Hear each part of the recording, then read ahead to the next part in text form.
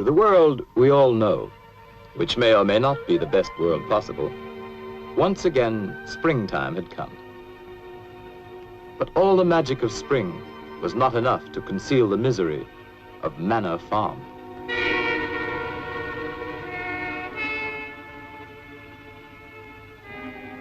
Once thriving and fruitful, the farm and its owner, Mr. Jones, had fallen on evil days.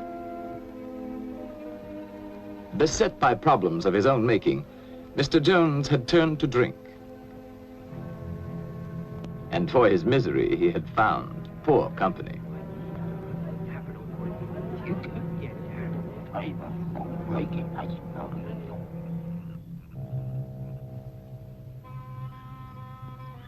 On the evening our story begins, it was later than usual when Mr. Jones came home from his drinking to make his rounds.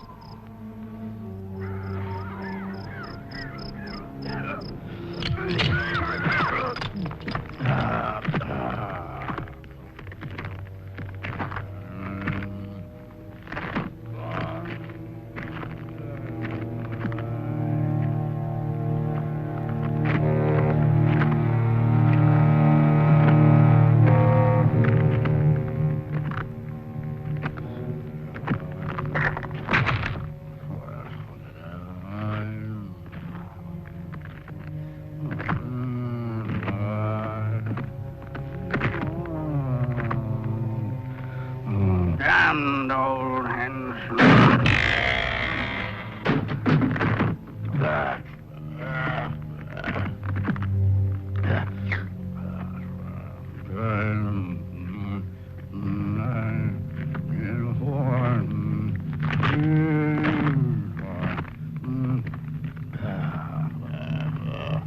Good for nothing beasts.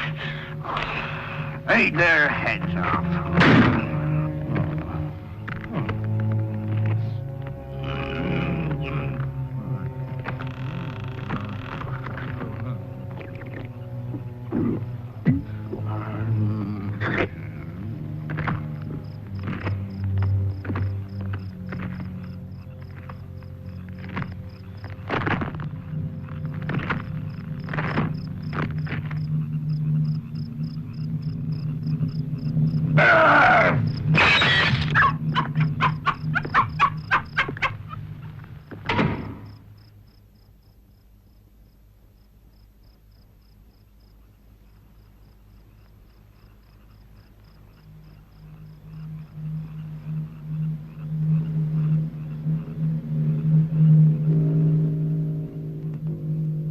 On this night, all the animals had agreed that as soon as Mr. Jones was in bed, they would gather in the main barn for a secret meeting called by Old Major, the prize boar hog, who because of his years was regarded as by far the wisest of the animals.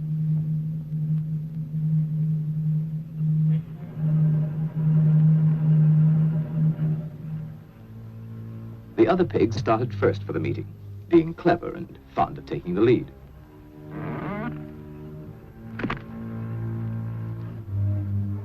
They were followed by Boxer, largest and strongest of the horses, and his devoted friend, Benjamin, the donkey. All the other animals, great and small, were anxious to get there, for such a meeting had never been held before.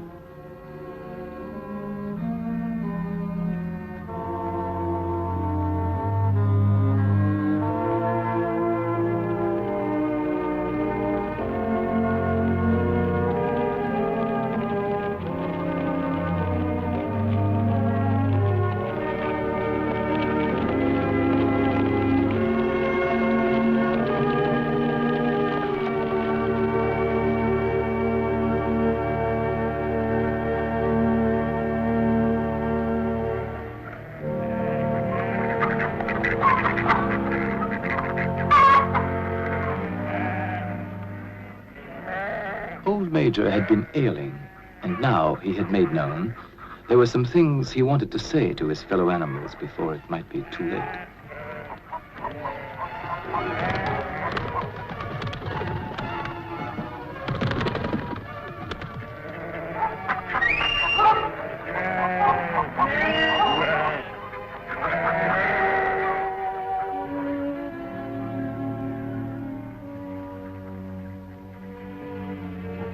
It took a while for all to find their seats.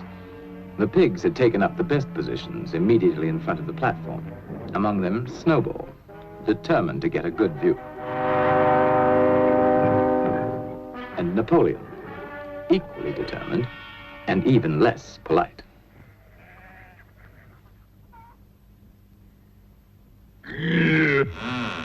What was that? No. No, it wasn't Mr. Jones.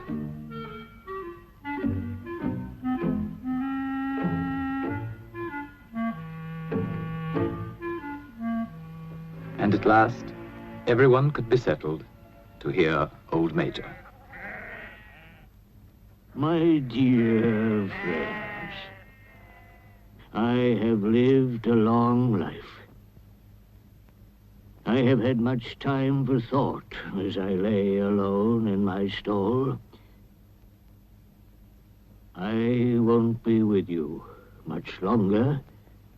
And before I die, there's something I want to tell you. Few of us will ever know the blessings of a peaceful old age. You, boxer, when you have given the last of your great strength, what then?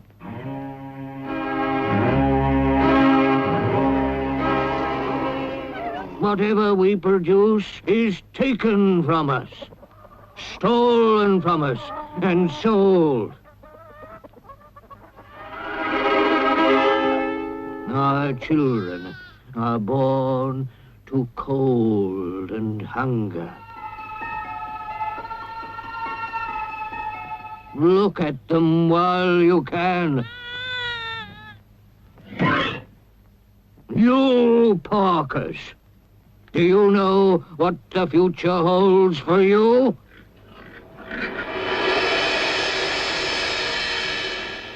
Do we deserve such a fate?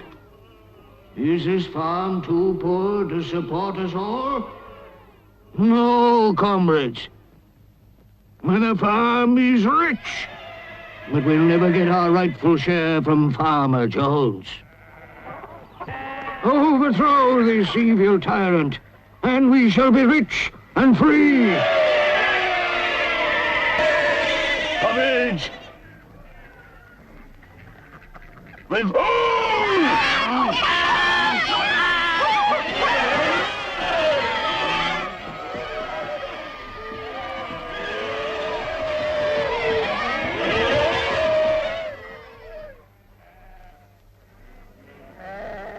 But remember, when you have got rid of Jones, don't adopt his vices.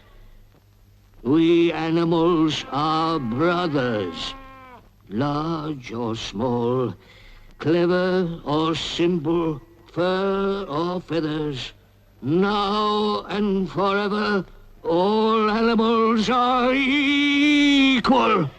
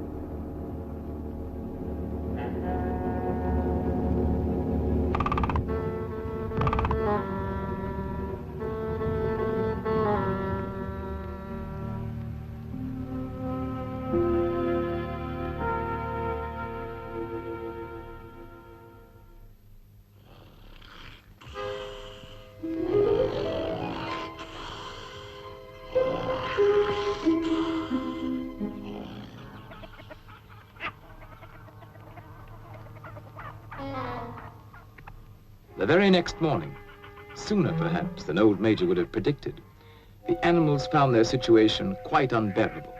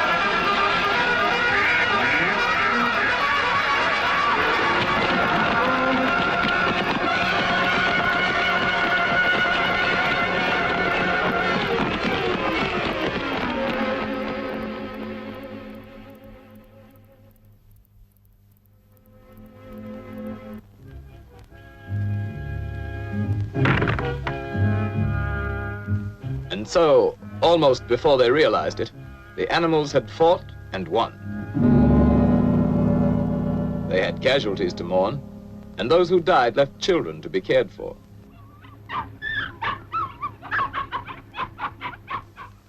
But Manor Farm was theirs, and they lost no time in destroying everything that reminded them of hateful Mr. Jones.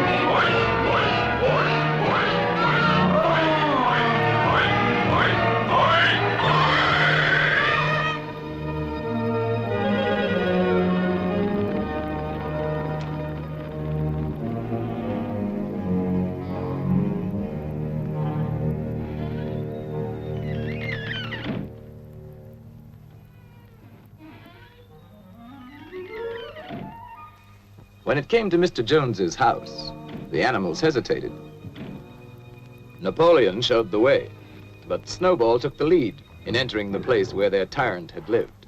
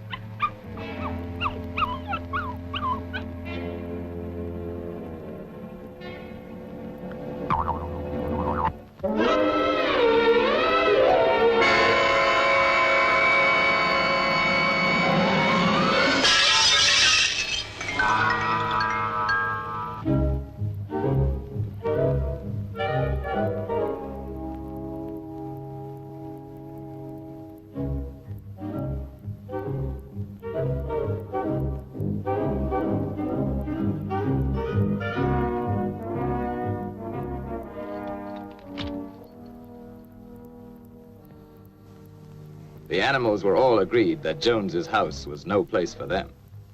All, that is, except Napoleon.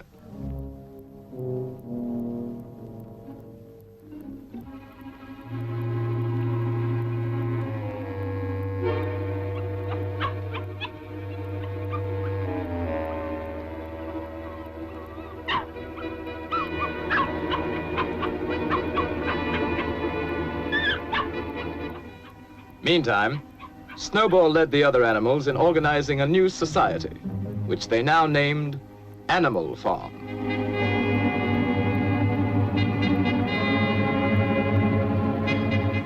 So that all might see and agree, the laws of Animal Farm were inscribed in a prominent place, to be remembered and obeyed forever. No animal shall sleep in a bed. No animal shall drink alcohol. 4 legs good, 2 legs bad. Wings count as legs.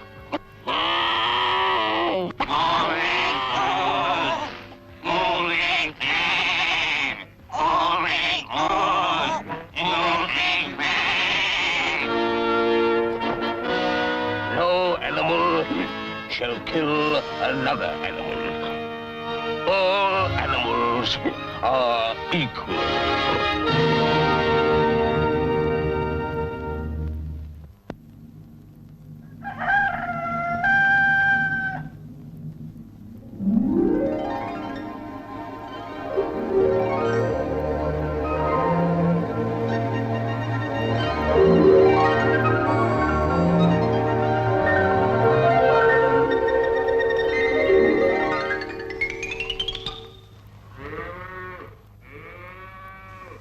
Tending farm by themselves posed problems for the animals, but the pigs could think of a way around every difficulty.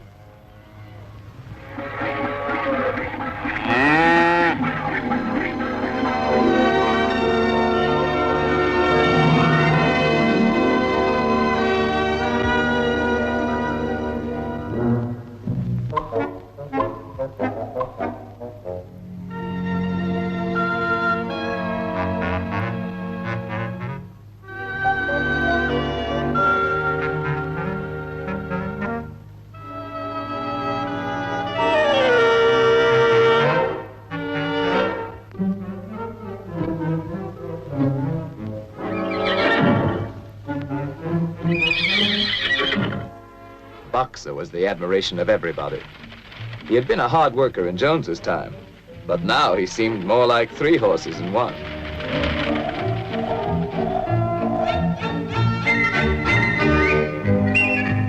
Instructed by Snowball, other animals worked out the rest for themselves, and the farm work was done like magic.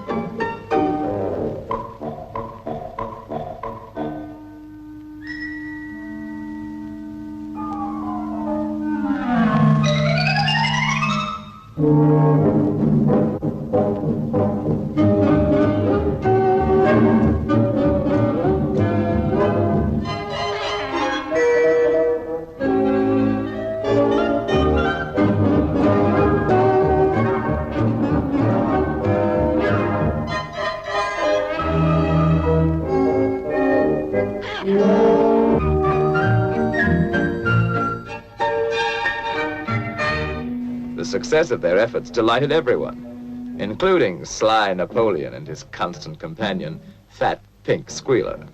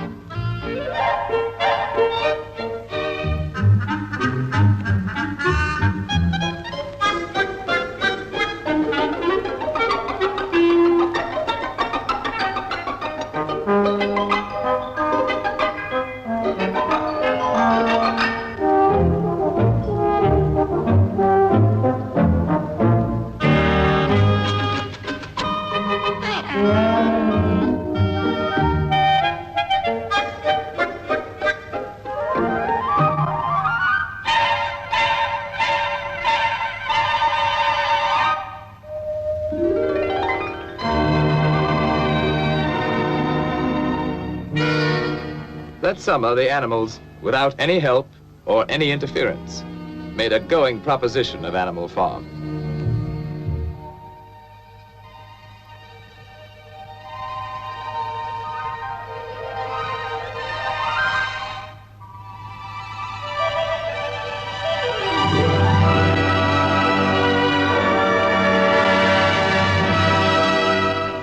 The fields yielded richly, and they were cut and gleaned with diligence and devotion.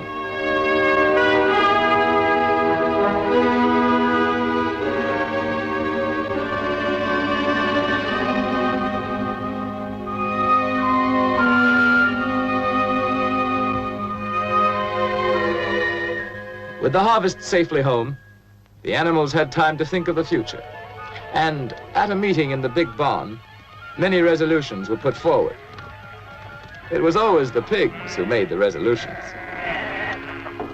Comrades, our first 5-month plan is a farm-wide triumph. And the time has come to spread the glorious news so that our downtrodden comrades on other farms will break their chains and join the animal revolution.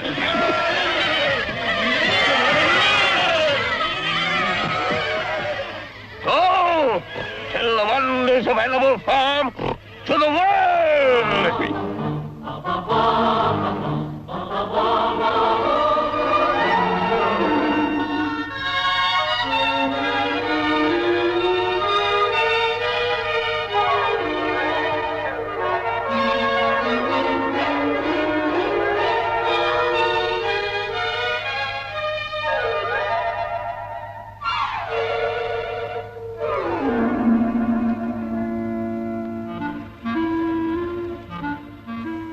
Some animals, content with their lot, were unimpressed by tales of peace and plenty.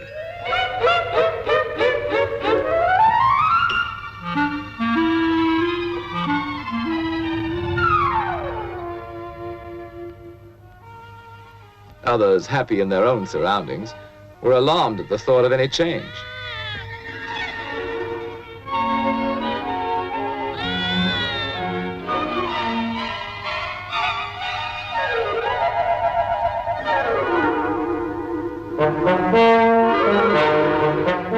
But wherever they were having a bad time, animals listened with interest.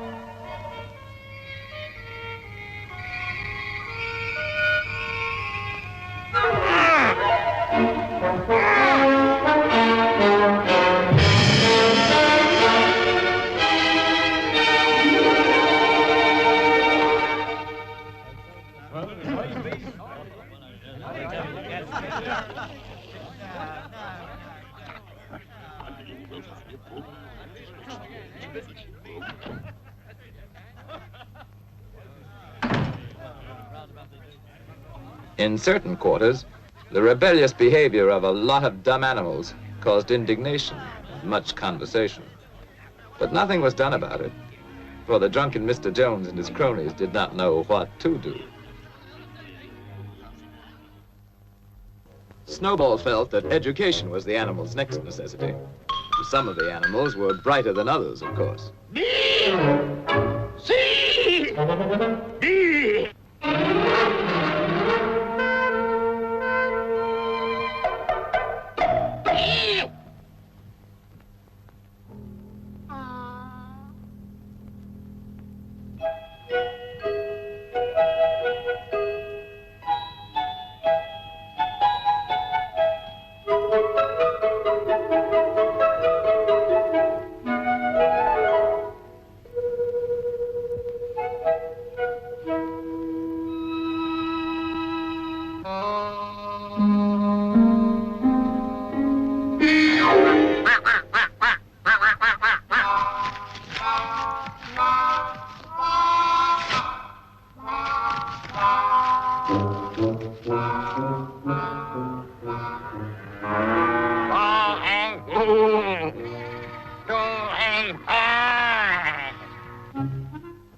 Snowball set himself to solve the problem of power on the farm. And so did Napoleon.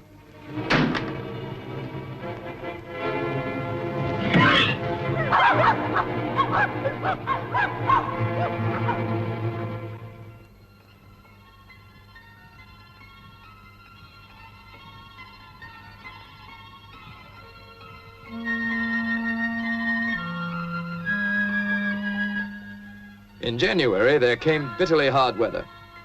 Inexperienced management brought shortages to Animal Farm. But Snowball continued his thinking for the future. And in such thoughts, he was not alone.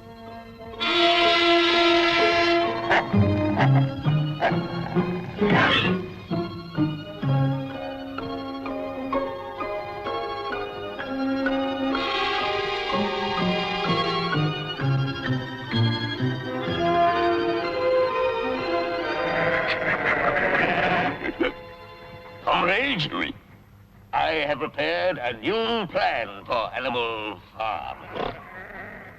Here it is. All it needs is your vote. At first, we will have to work more and eat less. But my plan will bring us electricity.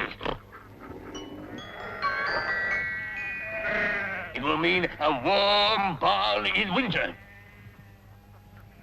A light in every stall. Sty at roost. Luxury for all.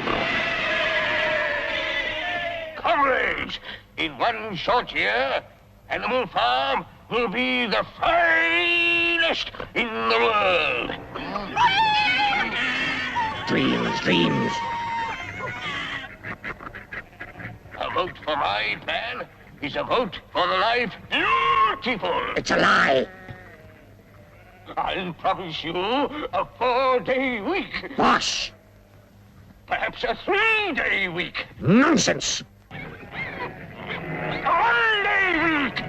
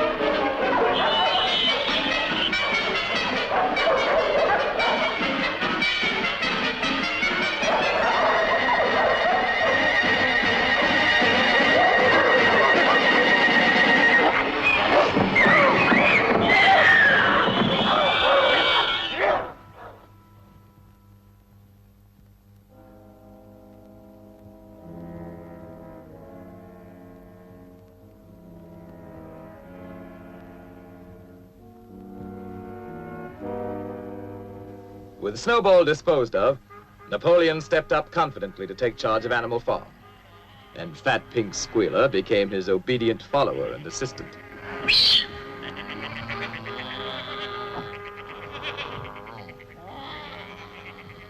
Comrades, Snowball is a traitor. What was he really planning? To bring back Jones. Now, let's have no more of these useless meetings. Eh? From now on, I'll protect your interests. And I'll make your decisions.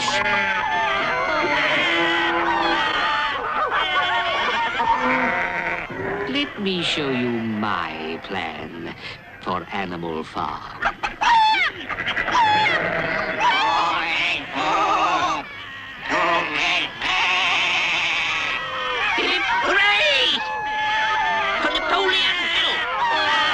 And so the windmill was started after all.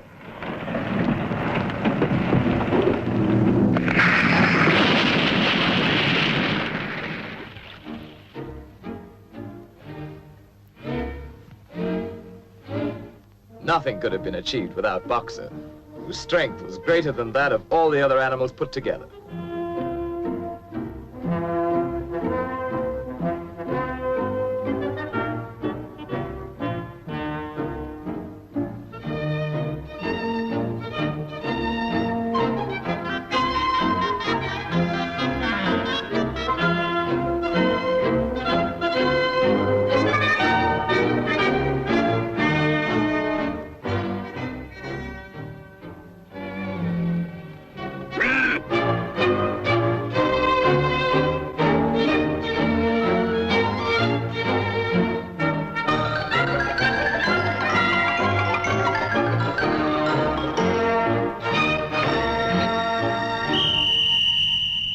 Superintended by the pigs, all the animals worked long shifts which lasted from dawn till dusk.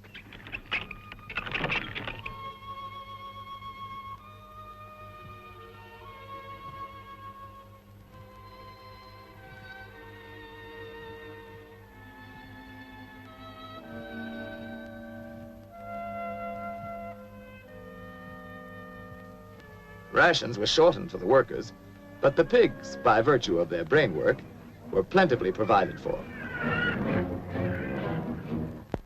But the greatest inspiration came from Boxer, who, with his friend Benjamin, worked early and late, in season and out.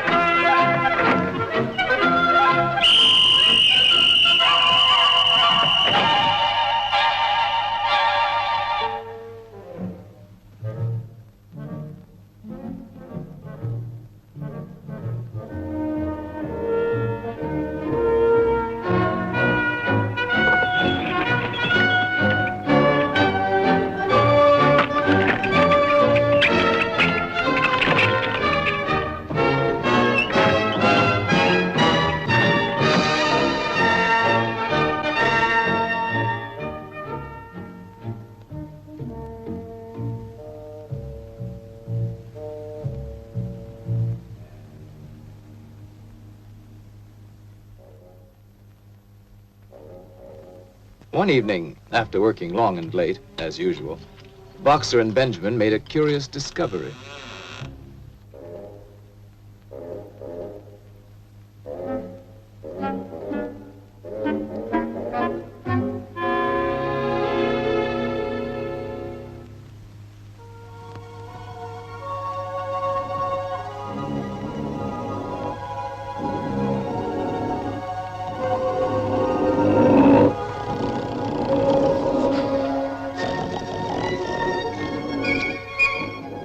Word of what now went on at night in Jones's house spread quickly through Animal Farm. Some of the animals thought they remembered a law against beds, but obviously they were mistaken.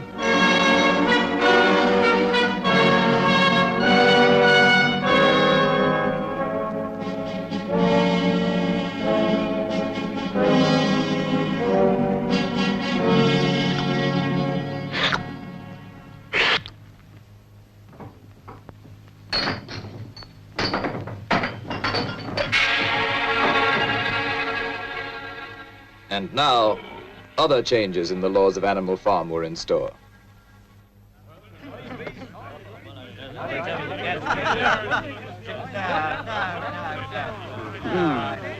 Those ungrateful beasts of yours.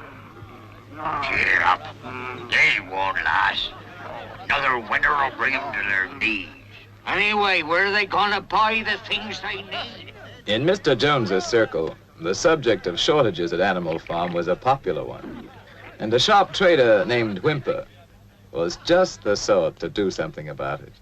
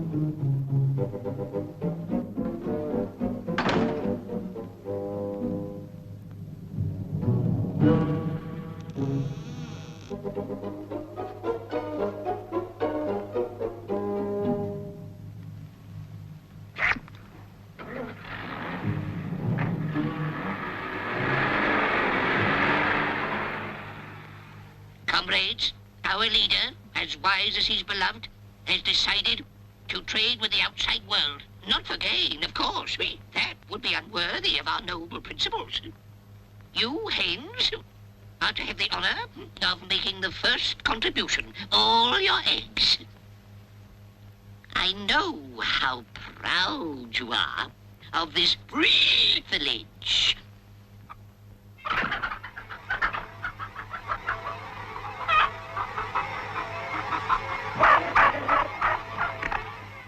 The chickens seem to remember old Major saying that their eggs should never be taken from them.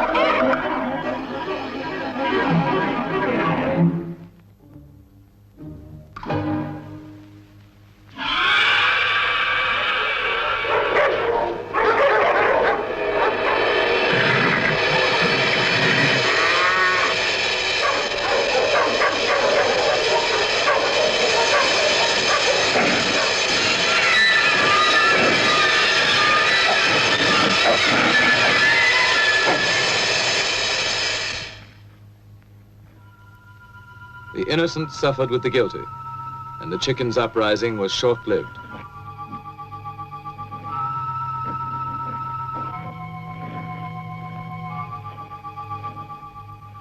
Comrades, I have made a terrible discovery. There are traitors among us.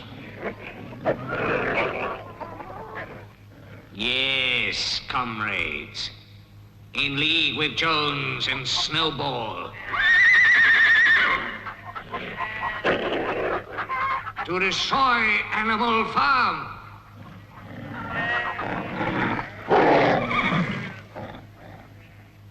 Who else is guilty? Stand up and confess!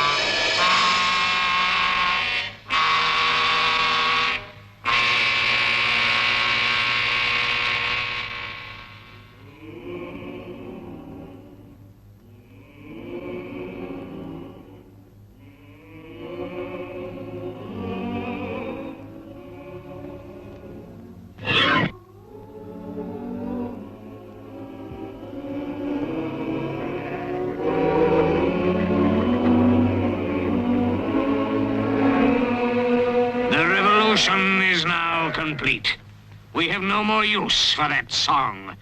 Singing it is now forbidden, under penalty of death.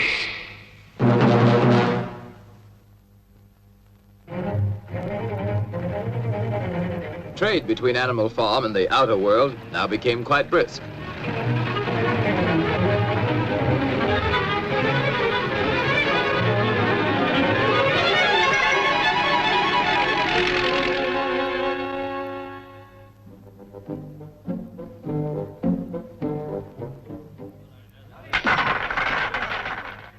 As might be expected, Mr. Whymper's profits inspired others to seek their share, or at least give vent to their jealousy.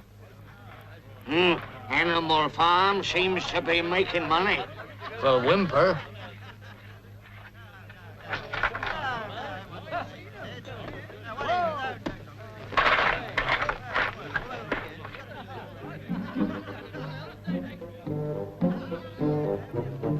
Who ever heard of animals running a farm?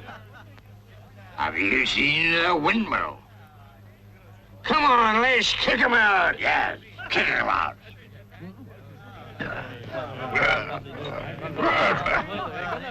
The original owner was not invited to join this movement. His neighbors let him know his day was done.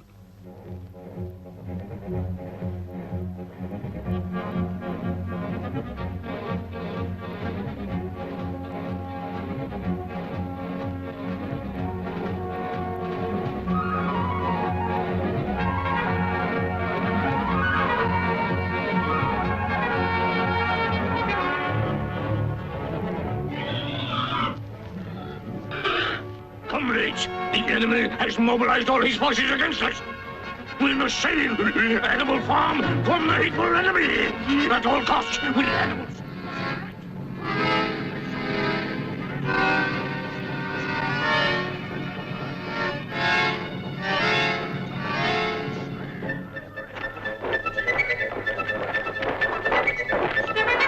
Now is the time to fight, to die for Animal Farm. Let us show them all that Animal Farm is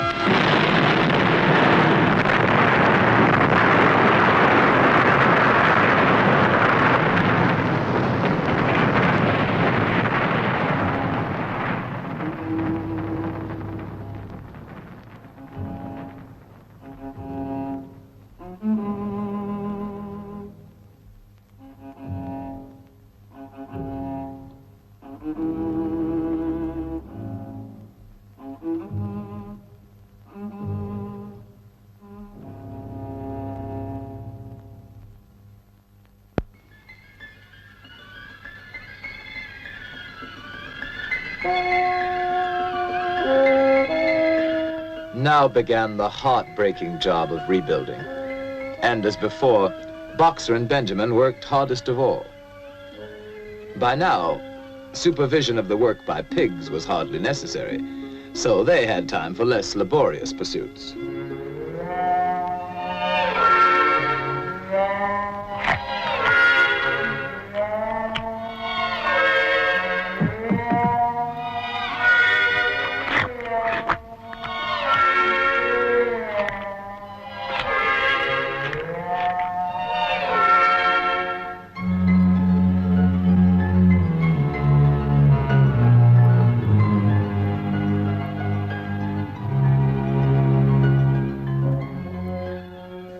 Long after the other animals left the job, Boxer and Benjamin worked on and on, giving their all, year in, year out.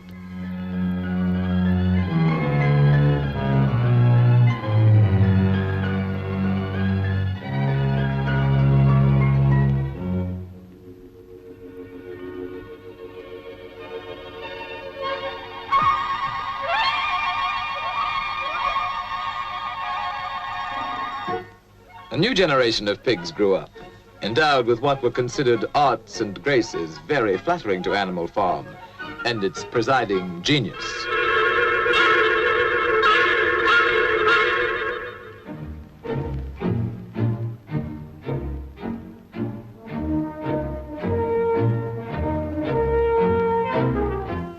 But still the windmill was not finished, and Boxer's injured foot got worse instead of better.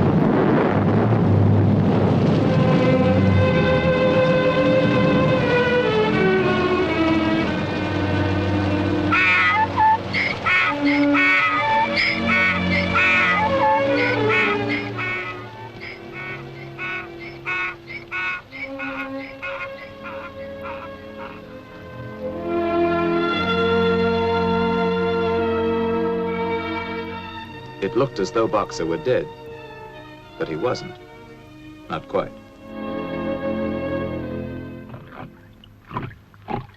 Boxer's hurt bad. He'll never work again. What do we do? While Napoleon and Squealer made plans for Boxer, Benjamin predicted he could look forward to a well-earned rest and retirement.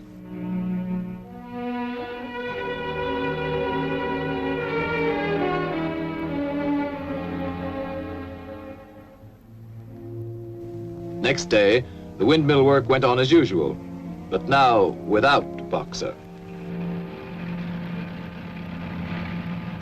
And during the morning, what appeared to be an ambulance arrived.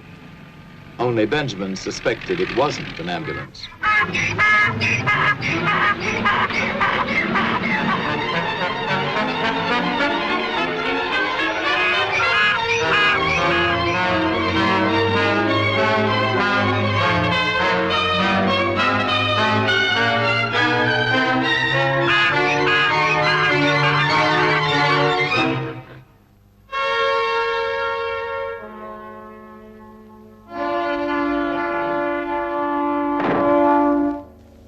The other animals finally recognized the death wagon from Mr. Whymper's glue factory.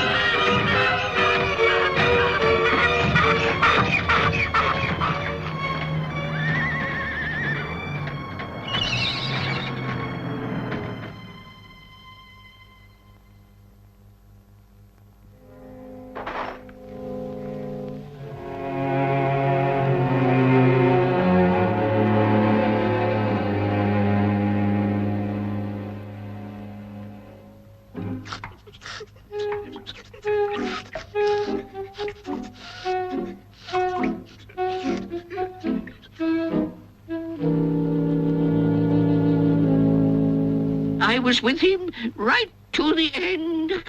His last words were, "Forward, comrades! Long live Napoleon!"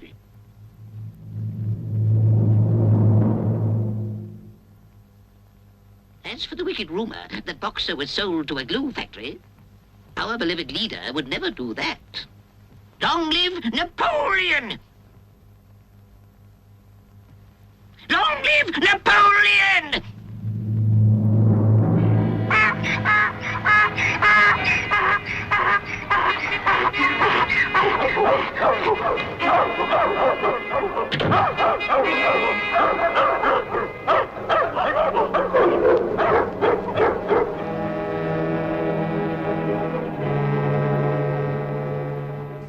And that night, the pigs drank to Boxer's memory in the whiskey they had bought with Boxer's life.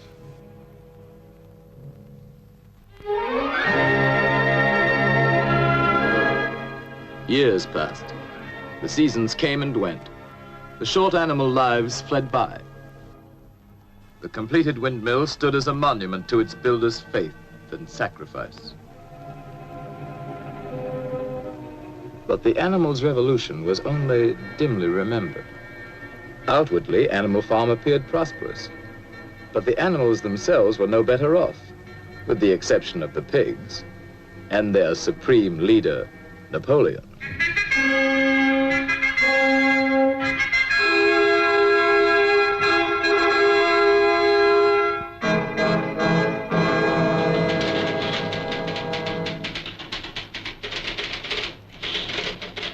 His pig-run enterprise now had many of the frills of real civilization.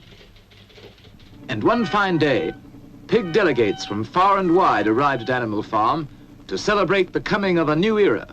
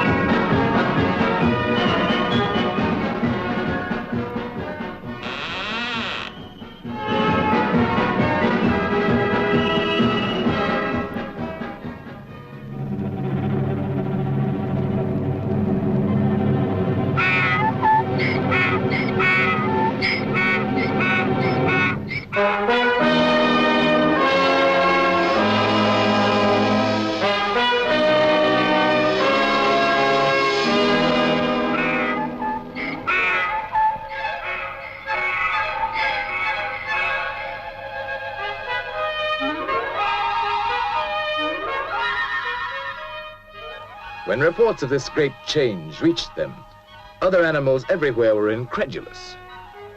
Dismayed and indignant, they headed toward Animal Farm from all directions, instinctively uniting once again in common cause.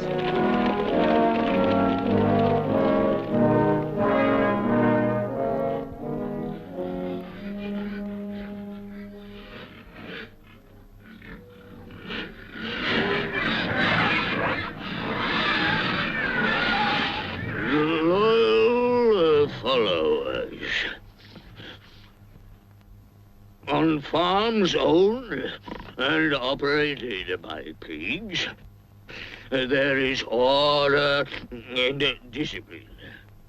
Our lower animals do more work and eat less than on other farms.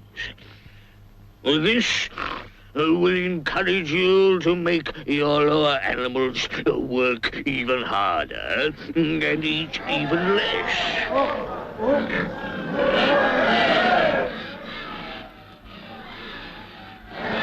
To a greater Animal Farm. To peace and plenty under pig rule.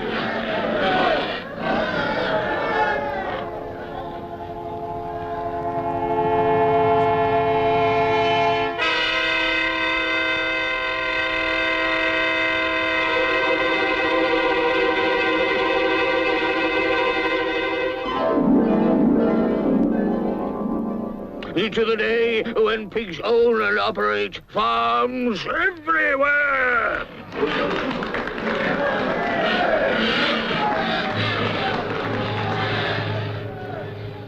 To the animals, it now seemed that their world, which may or may not someday become a happy place to live in, was worse than ever for ordinary creatures. And another moment had come when they must do something about it.